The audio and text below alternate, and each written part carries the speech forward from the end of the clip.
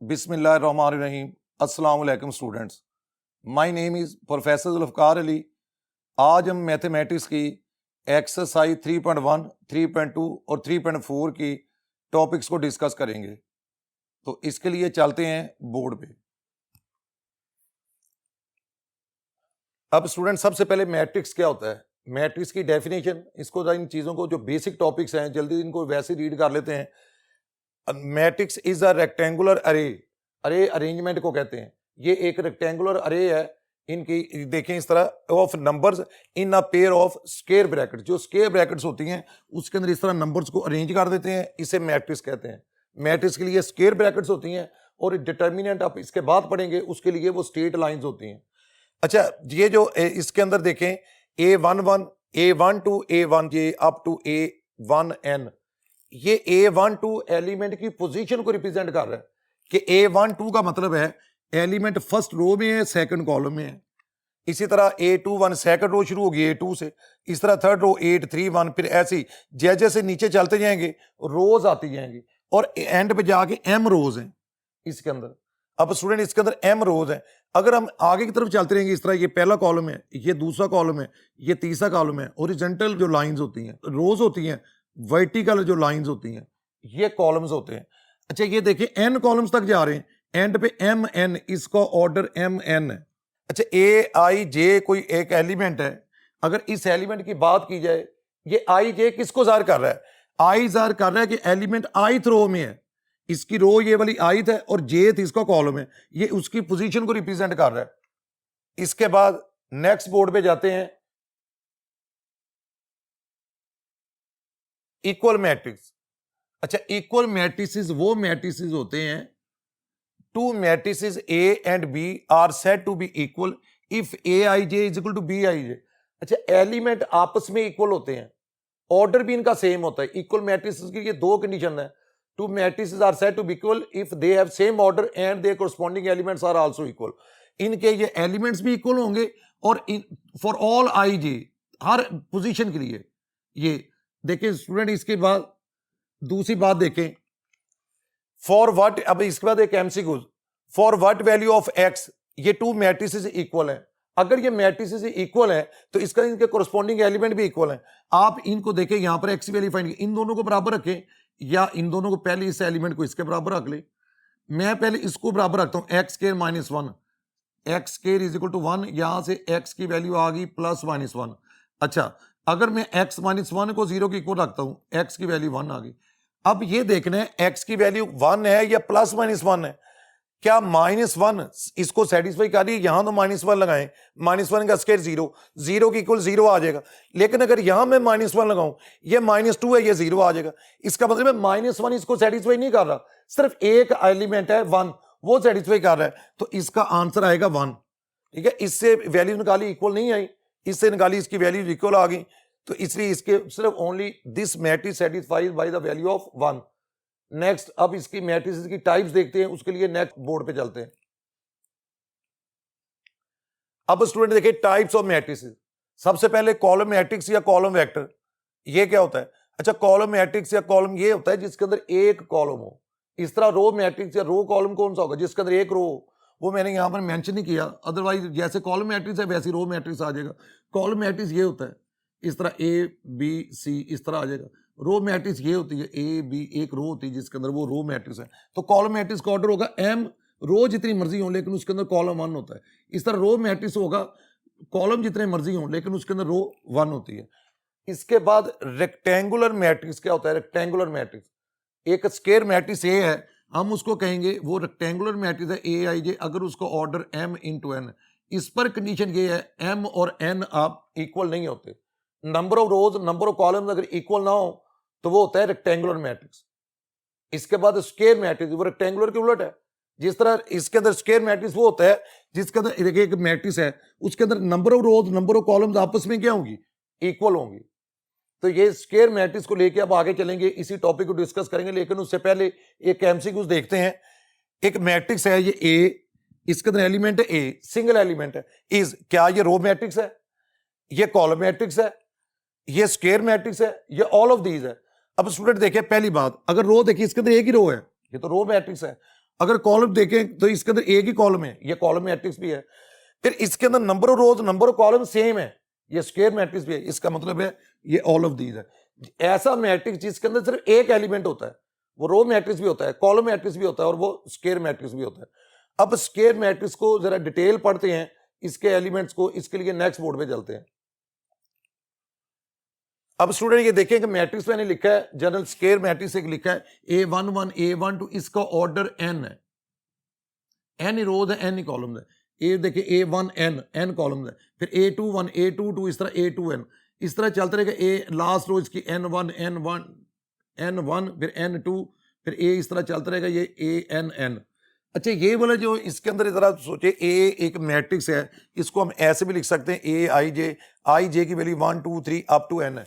Square matrix को n by n नहीं पढ़ते, इसको इस तरह आमतौर पे पढ़ते हैं, अ स्क्वायर मैट्रिक्स ऑर्डर n, अ स्क्वायर मैट्रिक्स ऑर्डर 4, अ स्क्वायर मैट्रिक्स ऑर्डर 5। ऑर्डर 5 का मतलब है 5 रोज 5 कॉलम्स है। आपने इसके बारे में जरा देखे, ये जो एलिमेंट है A1 A1 2 A, इस तरह ये, इसके लिए कंडीशन क्या होती है, ये जो एलिमेंट्स हैं इस तरह प्रिंसिपल डायगोनल के एलिमेंट्स हैं, A11 A22 A33 ANN are called the elements of principal diagonal. इसे प्रिंसिपल डायगोनल भी कहते हैं, मेन डायगोनल भी कहते हैं, इसको लीडिंग डायगोनल भी इसको कहते हैं।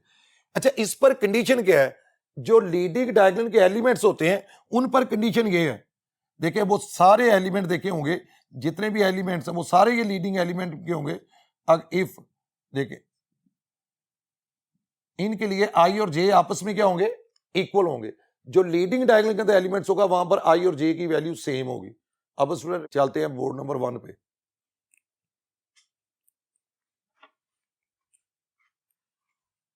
अब स्टूडेंट कुछ इसके पॉइंट्स देखें।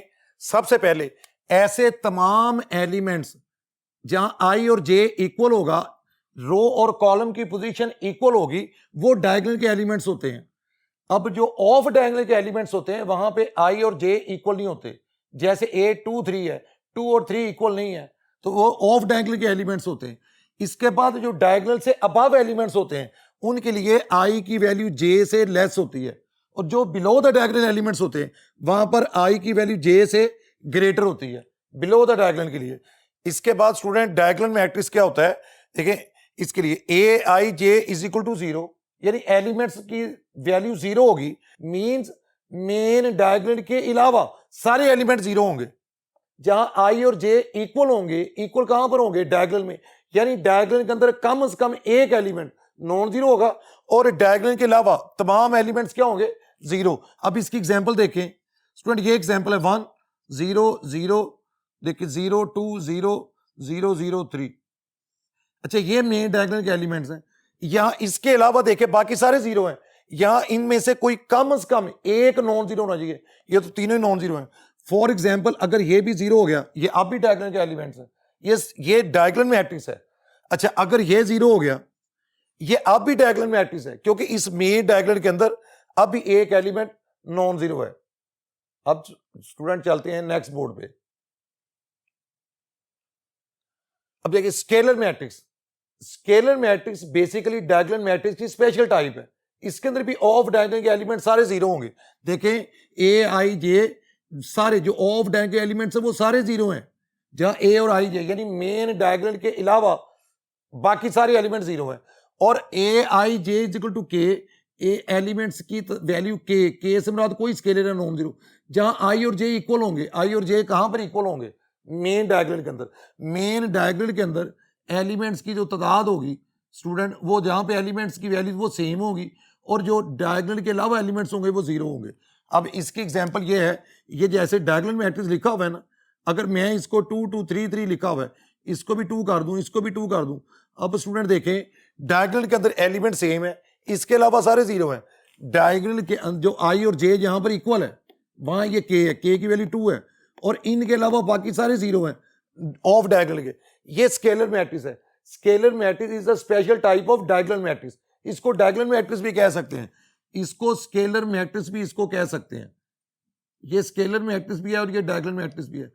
सेम पॉइंट इसी तरह आइडेंटिटी है, जहां पे ये K की वैल्यू अगर 1 1 हो जाए तो इसे यूनिट मैट्रिक्स कहते हैं या डायगोनल मैट्रिक्स कहते हैं। ये लिखा है AIJ की value 1 for all I is equal to J, यानी डायगोनल के अंदर एलिमेंट्स की वैल्यू क्या होगी, 1 1 होगी, इसको आई से डिनोट करते हैं। ये चूंकि सारे स्क्वायर मैट्रिक्स होते हैं, डायगोनल, स्केलर, आइडेंटिटी, हर आइडेंटिटी स्केलर होता है, हर आइडेंटिटी डायगोनल होता है, लेकिन डायगोनल जरूरी नहीं है आइडेंटिटी हो।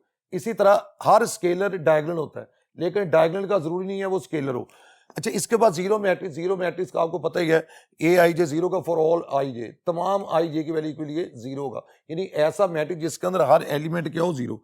जीरो मैट्रिक्स स्क्वायर भी हो सकता है, जीरो मैट्रिक्स रेक्टेंगुलर भी हो सकता है, इसको ओ से इसको नोट करते हैं, ये इस तरह, ये स्क्वायर मैट्रिक्स भी हो सकता है और इस ये रेक्टेंगुलर मैट्रिक्स भी हो सकता है। ये स्केल जीरो मैट्रिक्स है, इसके अंदर तमाम एलिमेंट्स की वैल्यू जीरो होती है।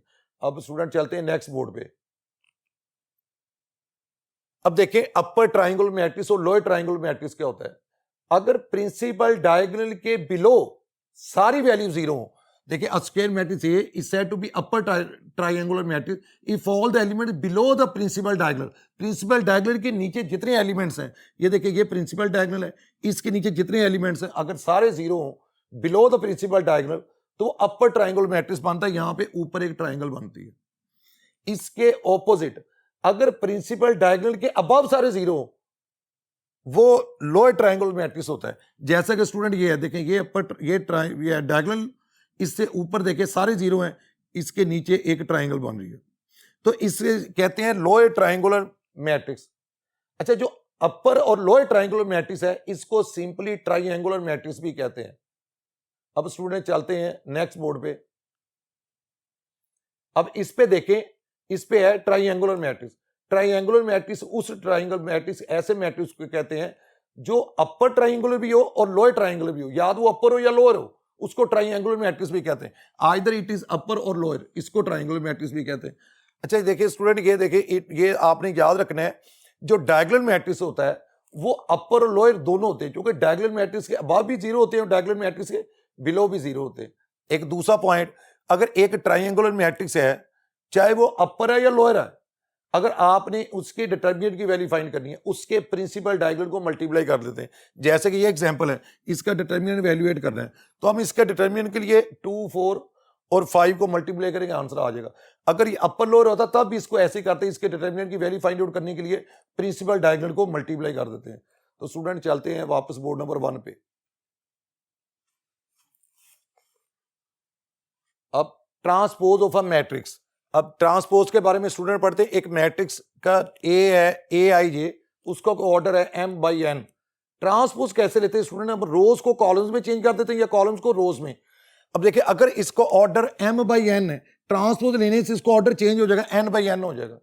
अब कुछ ट्रांसपोज के बारे में कुछ जरा प्रॉपर्टीज देखें, इसके इंपॉर्टेंट पॉइंट्स देखें। किसी भी मैट्रिक्स का डबल ट्रांसपोज लें, दोबारा वो मैट्रिक्स आ जाता है।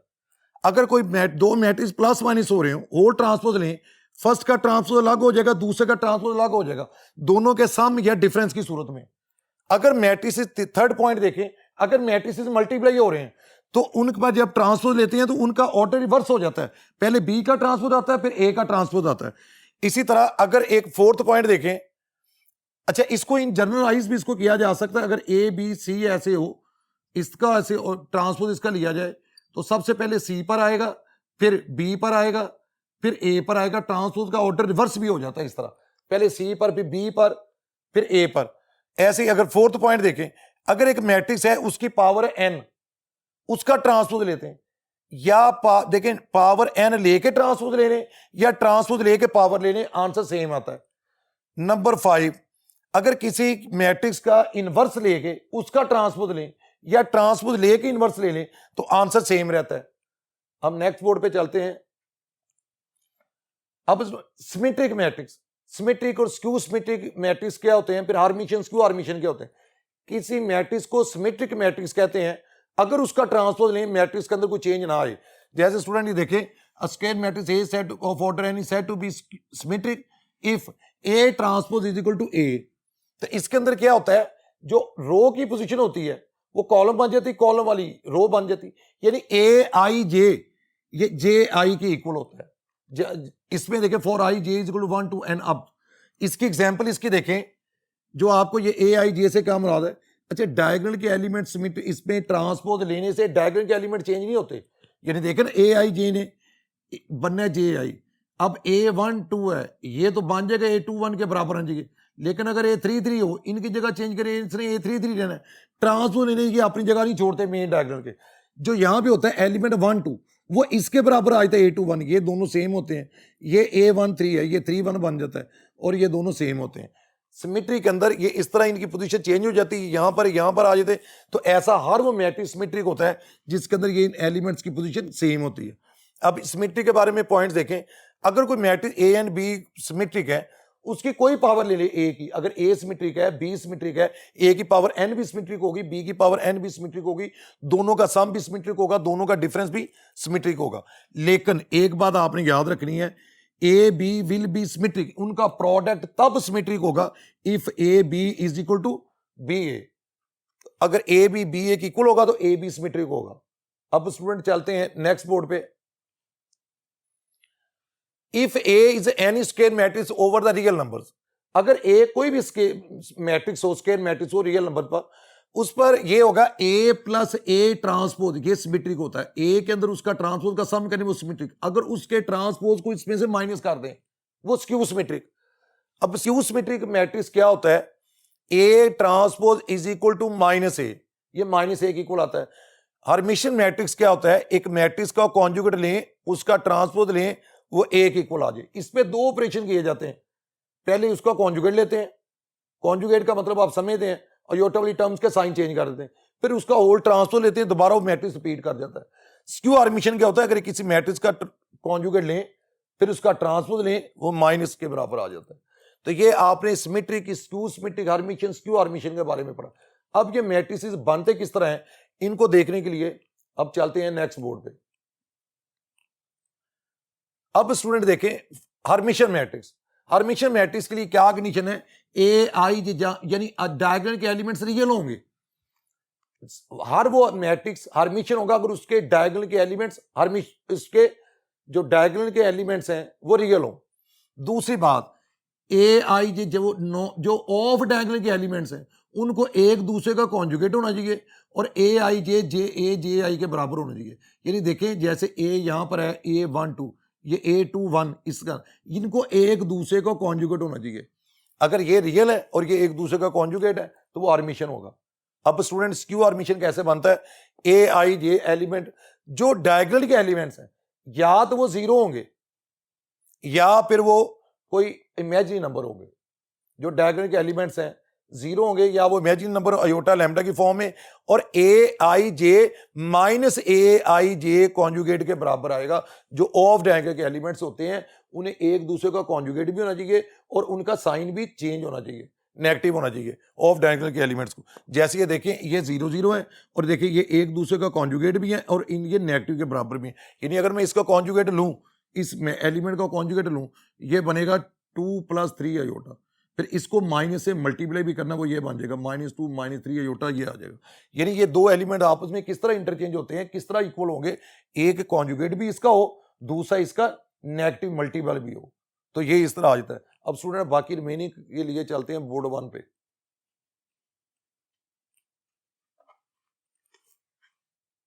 एक एमसीक्यू देखे student, if A and B are symmetric then A B symmetric if. अच्छा ये वाला जो एमसीक्यू है, जब मैंने ये आपको सिमेट्री की प्रॉपर्टीज वहां पर बताई हैं, वहां ये बताया था कि ए बी प्रोडक्ट दो मैट्रिसेस का तब सिमेट्रिक होता है अगर ए बी ए के इक्वल हो। तो इसकी ऑप्शन है सी। एक और एमसीक्यू देखें, if A is N E square matrix A minus A conjugate इसका होल का ट्रांसपोज इज। ये भी आपको वहां पर बताया था कि अगर दोनों का सम होता दरमियान में, यहां पर अगर प्लस होता, ये मैट्रिक्स अगेन हर्मिशियन बन गया था। अगर दरमियान में माइनस होगा तो ये स्क्यू हर्मिशियन बन जाएगा। अगर दरमियान में प्लस हो तो हर्मिशियन, अगर माइनस हो तो स्क्यू हर्मिशियन। अब नेक्स्ट बोर्ड पे चलते हैं। अब देखिए एडिशन ऑफ मैट्रिसेस और सब्ट्रैक्शन ऑफ मैट्रिसेस क्या। Two matrices are said to be conformable for addition if they have same order. अगर दो मैट्रिसेस के ऑर्डर सेम हो वो एडिशन के लिए कंफर्मेबल होते हैं। अच्छा इनको ऐड कैसे करते हैं, उनके कोरस्पॉन्डिंग एलिमेंट्स ऐड हो जाते हैं। सेम रिजल्ट सेम चीज सब्ट्रैक्शन के लिए है। दो मैट्रिक्स तब सब्ट्रैक्ट हो सकते हैं अगर उनके ऑर्डर सेम हो, और सब्ट्रैक्शन के लिए भी कोरस्पॉन्डिंग एलिमेंट्स को सब्ट्रैक्ट कर दिया जाता है। अब इसी से रिलेटेड इन दोनों से एक एमसीक्यू देखें। ये मैट्रिक्स है 2A प्लस एक मैट्रिक्स के अंदर ऐड हो रहा है कि नए मैट्रिक्स के बराबर बना, इनमें से कौन सी ऑप्शन आएगी? अब इसका तरीकेकार क्या है, पहले इनको उधर जाके माइनस कर लें। देखिए ना, ये 3 इनमें से माइनस होगा, कितना बनेगा? -4। फिर उससे 2 पे डिवाइड भी होना है तो -2 आ जाएगा। इन तीनों पे -2 है। देखें ये 3 उधर जाके इससे जब माइनस होगा -4 बनेगा, -4 को 2 पे डिवाइड करेंगे -2। अच्छा ये भी उधर जाके माइनस होगा, जब माइनस होगा तो 0 आ जाएगा, तो 0 को 2 पे डिवाइड करेंगे 0। अभी तक दूसरा भी एलिमेंट 0 है। तीसरा देखें ये तो जाके -5 -6 हो जाएगा, -6 को 2 पे डिवाइड करेंगे -3 आ जाएगा, तो -3 भी है। इसके बाद देखें ये उधर जाके माइनस हो गए, कितना बनेगा? -3। -3 को 2 पे डिवाइड करेंगे, जब ये देखिए ये बनेगा, इसके बाद ये उस साइड पे जाएगा, जाके बनेगा -3। -3 को 2 पे डिवाइड करेंगे तो -1.5 आ जाएगा। जैसे ये स्टूडेंट देखें इस ऑप्शन सी के अंदर -1.5 है, तो इसका रिजल्ट आ गया -2 0 -3 -1.5। देखिए इस तरह के क्वेश्चन जुबानी कर लेते हैं, इनको पता उधर जाके माइनस करना है। पहले में से पहला एलिमेंट माइनस कर दे, दूसरे में से दूसरा माइनस कर दे, तीसरे में से तीसरा करके, चौथे में से चौथा, अपनी भी जगह वाले एलिमेंट माइनस करें, एंड पे 2 पे डिवाइड कर दें। अब चलते हैं नेक्स्ट बोर्ड पे। अब स्टूडेंट देखें मल्टीप्लिकेशन ऑफ मैट्रिसेस क्या होती है। Two matrices are said to be conformable for multiplication if the number of columns of A, जो फर्स्ट मैट्रिक्स होगा उसके नंबर ऑफ कॉलम्स पहले के, जो दूसरा को उसके नंबर ऑफ रोज अगर इक्वल होंगे तो दो मैट्रिक्स मल्टीप्लाई हो सकते हैं। और मल्टीप्लिकेशन करते वक्त हम क्या करते हैं, एक रो को एक कॉलम से मल्टीप्लाई करते हैं, एक एलिमेंट बनता है। अब देखें स्टूडेंट इसी तरह एक एमसीक्यू है, if the order of A is m/n, ए का ऑर्डर है, अगर इस पे देखें ए और बी, ए का ऑर्डर है m/n, बी का ऑर्डर है n/p, ये जो दरमियान वाले होते हैं ये सेम होने चाहिए, ये सेम है। जो प्रोडक्ट है उनका रिजल्ट ये एक्सटीज, शुरू में स्टार्ट वाला, ए का स्टार्ट वाला और बी का एंड वाला, प्रोडक्ट जो आती है उसका ऑर्डर ये m/p ये होगा इसका ऑर्डर। देखिए इसी तरह अगर एक मैट्रिक्स ए है, एक और समझ लें aij, इसका ऑर्डर है 3/3, इसको फर्ज करें हमने मल्टीप्लाई करना है, चलिए इसका ऑर्डर है 3/4, इसको हमने मल्टीप्लाई करना है i3 से। अगर ये i3 से मल्टीप्लाई होगा तो स्टूडेंट ये इस साइड पे नहीं आ सकता i3, क्योंकि देखें इसका ऑर्डर है 3/4 और इसका 3/3 है। पहले मैट्रिक्स के अंदर कॉलम की तादाद 4 है, दूसरे के अंदर रोज की तादाद 3 है, ये दोनों इक्वल नहीं है। हाँ अगर ऐसे होता i3a तब ये रिजल्ट ठीक है, इसके अंदर कॉलम 3 है, उसके अंदर भी उसके अंदर रोज 3 है, i3a पॉसिबल है। अच्छा इसके लिए इसी तरह राइट साइड पे आएगा ai4, अगर i4 लगेगा तो राइट साइड पे, i3 लगेगा तो इसके लेफ्ट साइड पे आएगा। अब स्टूडेंट चलते हैं नेक्स्ट बोर्ड पे। अब देखिए डिटर्मिनेंट 2/2 का कैसे आता है, इसका फ्रिक्वेंटली ऐसे भी यूज होता है, डिटर्मिनेंट डेट ऑफ ए, इनको मेन डायगोनल के एलिमेंट्स को मल्टीप्लाई करते, माइनस इनको मल्टीप्लाई कर देते। अच्छा सिंगल एलिमेंट का डिटर्मिनेंट क्या होता है, फर्ज करें 2 आ जाए, -2 आ जाए, डिटर्मिनेंट है ये मोड नहीं है, अगर इसका डिटर्मिनेंट लेना है तो ए का यही होगा। फॉर एग्जांपल एक मैट्रिक्स है, यहां पर आ जाता -2, तो -2 यहां पर भी होता -2, अगर ये इसका रिजल्ट -2 आ जाएगा, ये मोड नहीं है कि इसने प्लस कर देना है, ये एलिमेंट है, ये -2 इसका रहेगा। सिंगल एलिमेंट का डिटर्मिनेंट कैसे है तो वही उसका आंसर होता है। अब इसके बाद सिंगुलर नॉन सिंगुलर मैट्रिसेस क्या होते हैं, सिंगुलर वो होते हैं जिनका डिटर्मिनेंट स्क्वायर, ऐसा स्क्वायर मैट्रिक्स जिसका डिटर्मिनेंट 0 आ जाए वो सिंगुलर, जिस स्क्वायर मैट्रिक्स का डिटर्मिनेंट 0 ना आए वो नॉन सिंगुलर होते हैं। सिंगुलर और नॉन सिंगुलर मैट्रिसेस क्या होते हैं, अगर किसी मैट्रिक्स स्क्वायर मैट्रिक्स का डिटर्मिनेंट 0 आ जाए वो सिंगुलर, अगर किसी स्क्वायर मैट्रिक्स का डिटर्मिनेंट 0 ना आए तो वो नॉन सिंगुलर। अब इसके बारे में दो पॉइंट देखें, अगर एक मैट्रिक्स सिंगुलर है उसकी कोई पावर ले लें, n कोई भी पॉजिटिव इंटीजर है, इसकी पावर ले लें वो भी सिंगुलर होगी। अगर एक मैट्रिक्स नॉन सिंगुलर है उसकी कोई पावर ले लें वो नॉन सिंगुलर रहेगा। फॉर एग्जांपल अगर आपको एक मैट्रिक्स दिया जाता है a is non singular then a³ will be, अगर a नॉन सिंगुलर है तो a³ भी नॉन सिंगुलर होगा। अब स्टूडेंट रिमेनिंग के लिए चलते हैं बोर्ड नंबर 1 पे वापस।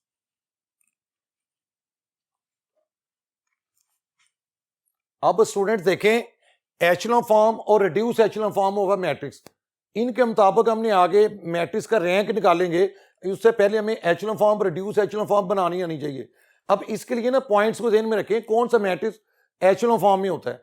सबसे पहला पॉइंट यह है, in each successive each non zero row, जो भी आगे एक नॉन जीरो रो आती है, the number of zeros before the non zero element, जो नॉन जीरो एलिमेंट से पहले जीरो होते हैं of a row increases row by row. जैसे जैसे हम रो बाय रो नीचे जाते हैं तो जो नॉन जीरो एलिमेंट से पहले जीरो आते हैं उनकी तादाद वैसे वैसे इंक्रीज होती जाती है।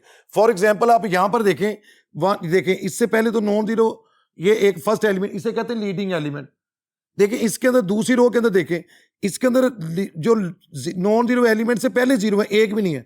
अगली रो के अंदर नॉन जीरो एलिमेंट से पहले एक जीरो है, उससे अगली रो में नॉन जीरो एलिमेंट से पहले दो जीरो है। जैसे जैसे नीचे जाएंगे सक्सेसिव रोज की तरफ जाएंगे, ये जो नॉन जीरो एलिमेंट से पहले जीरो आते हैं इनकी तादाद बढ़ती जाएगी, रो बाय रो इंक्रीज होती जाएगी।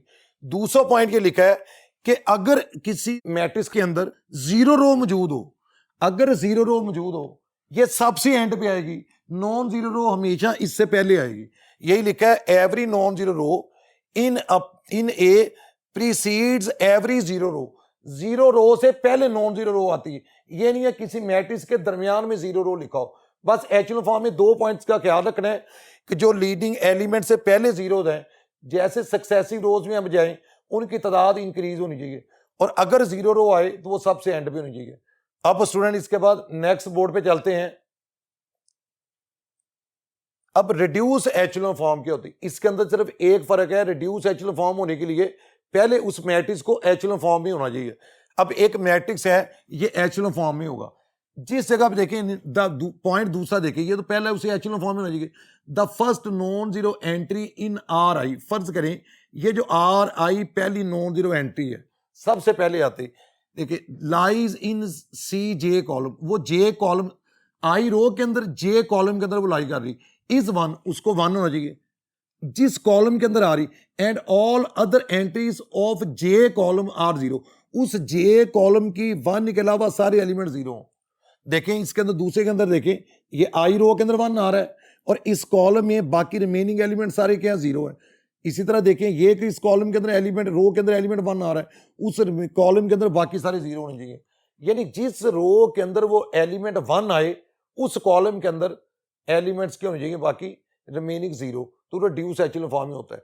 किसी मैट्रिक्स का रैंक वो एचेलॉन फॉर्म में लिखा हुआ हो या रिड्यूस एचेलॉन फॉर्म के अंदर लिखा हुआ हो, किसी भी मैट्रिक्स का रैंक उसके अंदर ये दोनों echelon form reduce echelon form के अंदर लिखा हो तो वो उस नॉन जीरो रोज की तादाद कहते हैं। अच्छा, जितना मैट्रिक्स का रैंक एचेलॉन फॉर्म में आता है उतना ही रिड्यूस एचेलॉन फॉर्म में होता है। इसलिए हम रैंक फाइंड करते हुए तो एचेलॉन फॉर्म से निकाल लेते हैं, क्योंकि रिड्यूस एचेलॉन फॉर्म से रैंक के ऊपर कोई फर्क नहीं पड़ता। अब स्टूडेंट इसकी एग्जाम्पल करते हैं, उसके लिए नेक्स्ट बोर्ड पे चलते हैं। अच्छा स्टूडेंट देखिए, एक रैंक इसका फाइंड करना, मैट्रिक्स दिया हुआ है, इसका हम रैंक फाइंड करने लगे। ज़ाहिर रैंक फाइंड करेंगे, पहले इसको लिखेंगे एचेलॉन फॉर्म में। एचेलॉन फॉर्म में लिखने का तरीकेकार क्या होता है, ये लीडिंग एलिमेंट वन है, वन के नीचे सबसे पहले स्टूडेंट जीरो बनाएंगे। देखिए ये वन है ना, रो वन पे कोई नहीं फर्क नहीं पड़ेगा, इसको ना मल्टी यहाँ जीरो बनाना है। हम चाहते हैं R2 के अंदर चेंज आए और हम R1 को -4 से मल्टीप्लाई करेंगे, यहाँ ऐड कर देंगे। इसको -4 से मल्टीप्लाई, यहाँ जीरो आ गया। इसे -4 से -8 यहाँ ऐड करेंगे -3। इसे -4 से मल्टीप्लाई करें -12, यहाँ ऐड करें -6, देखिए जीरो। इसी तरह R3 के अंदर भी आपने अब जीरो बनाना है। चेंज हमेशा जिसके अंदर आती है उसे पहले लिखते हैं। यहाँ जीरो बनाना है ना, तो ये 7 है। R1 को मल्टीप्लाई करेंगे -7 से, इसे -7 से मल्टीप्लाई करें, यहाँ ऐड करें जीरो। -7 से -14 यहाँ ऐड करें -6, -7 से मल्टीप्लाई करें -21, उसके अंदर 9 ऐड करें -12। अच्छा स्टूडेंट यहाँ देखें, ये रो एक दूसरे का मल्टीपल नहीं बन गई।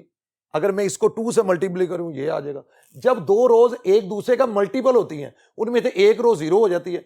अगर मैं इन दोनों को स्टूडेंट इस तरह करूं, ये कर दूं यहाँ पे 1 2 3, देखें ये अगर मैं अब इसको ये कर दूं 0, अब मैं इसको -2 से मल्टीप्लाई यहाँ ऐड कर दूं, मैं इसको -2 से मल्टीप्लाई करूं क्या बन जाएगा 6, यहाँ ऐड करूंगा 0, इसे -2 से मल्टीप्लाई करूं 12, यहाँ ऐड करूं 0 बन जाएगा।